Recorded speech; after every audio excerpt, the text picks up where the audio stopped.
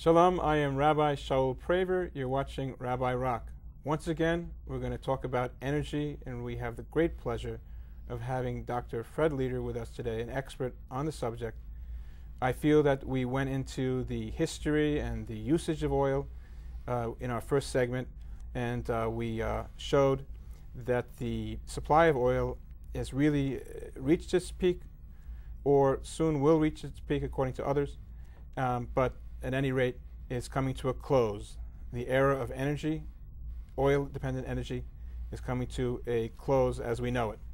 And we need to develop new sources, new technologies that will gain us independence as a country in supplying our oil needs. So with no further ado, we welcome back Dr. Fred Leder once again to Rabbi Rock. Shalom. Thank you very much. Shalom. So what are the technologies which could change the energy shortage? Well, we mentioned conservation earlier, and it's important to realize that no plant for conversion of any raw material to a liquid fuel can be built overnight. Right. And so, we dwelled a bit on the options that have to do with conservation because they're essential.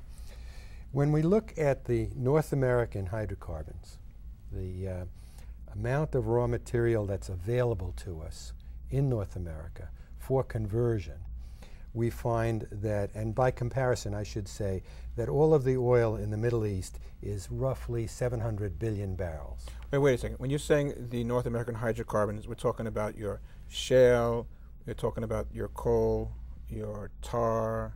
There's coal in the western United States and in eastern United States. Oil shale in Colorado, tar sands, sands that have tar in them, in western Canada.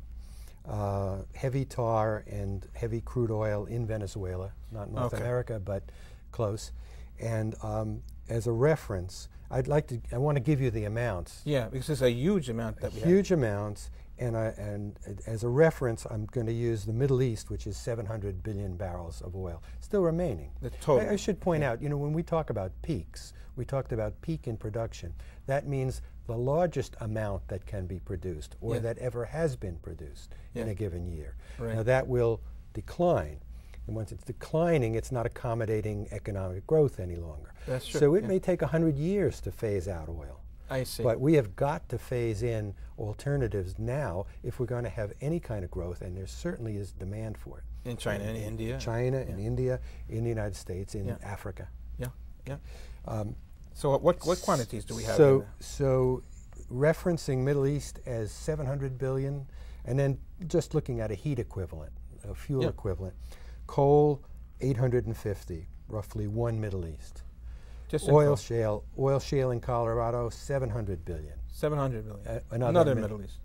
Tar sands in Canada 1,700 billion, 2.5 Middle East. Whoa. Heavy tars Venezuela 2,133 billion by recent estimates. Okay, so 3 Middle East. We're talking 7.5 times the amount of hydrocarbon that exists in the Middle East. What kind of investment would it take to monetize, to get that stuff out and make use of it? There were some numbers published not too long ago that said $7 billion investment for a 150,000 barrel a day plant. Now $7 billion is not really a lot of money, is it?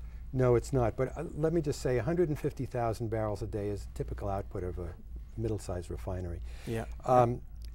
I would guess that it's $500 to $700 billion total to solve this entire problem. After all, we're importing 14 million barrels a day. That's it. 500 billion, and we're out of trouble. Roughly speaking. Roughly speaking. Well, okay. So now let's get some perspective. When you first hear the number, it sounds like a big number, but it really isn't. How much are we spending on the Iraqi war, for example, a week? I understand that the Iraqi war is now at $10 billion a week. Okay. So, and I like to point out that we use in this country about 130 billion gallons of gasoline a year. So a $1 tax, for instance, is $130 billion. So in 3 years, you would have paid for the investment. If it were to be done by government, I don't suggest that the government fund all of this. Okay. I really think the government's role is to stimulate private investment. Okay. Okay. Now, why is the North American hydrocarbons a preferred solution in your mind over solar, wind, hydrogen, ethanol? Okay, we can talk about some of the alternatives. Yes. Well, first of all, let me point out that we presently produce and use in the United States about 1 billion tons a year of coal. 1 billion tons. All of which goes to electricity. It's some industrial and some utility, but in the end it's burned to make electricity, to raise steam to make electricity. Not entirely, but essentially. Now, I'm asking, or I'm proposing, that we extend that by 50%. So instead of 1 billion tons, 1.5 billion tons.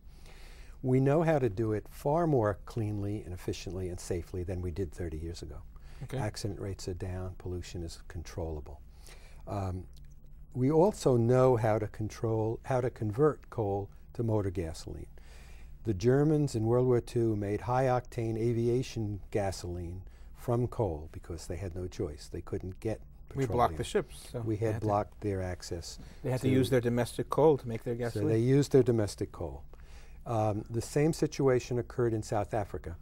During apartheid, when South Africa was a pariah nation in many places, they also used domestic coal to make gasoline. Would it be Sasol?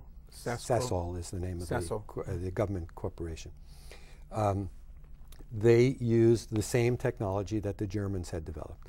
We have had research in this country, in the government laboratories and other places, to greatly improve the steps that are required to convert coal to motor gasoline. It's probably sufficient for this discussion to say we know how to do it.